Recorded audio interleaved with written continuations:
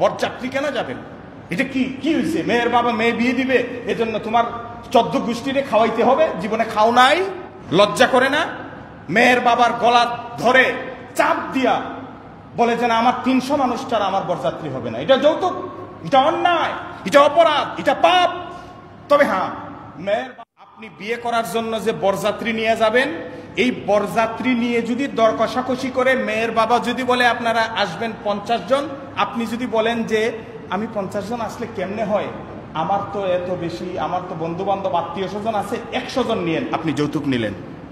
কথা বুঝতে পেরেছেন? খালি নগদ টাকার নাম যৌতুক না। আপনি যে পেট ভরে রাক্ষসের মতো মেয়ের বাবার গলা ধরে ঘাড় চাপা দিয়ে তার গেটি ধরে যে আপনি কতগুলা মানুষ গিয়ে রাক্ষসের মতো খেয়ে আসছেন, এটাও যৌতুক। তবে হ্যাঁ, মেয়ের বাবা যদি বলে আমার বাড়িতে আসবেন মেয়েটা বিয়ে করার জন্য, আচ্ছা বিয়াই আপনার আত্মীয় স্বজন যারা আছে তাদেরকে নিয়ে 20-50 জন বা 100 জন মানুষ নিয়ে আইসেন, আমি যতটুকু পারি আমি মেহমানদারি করে দেবো, দ্যাটস ওয়েলকাম, মোস্ট ওয়েলকাম।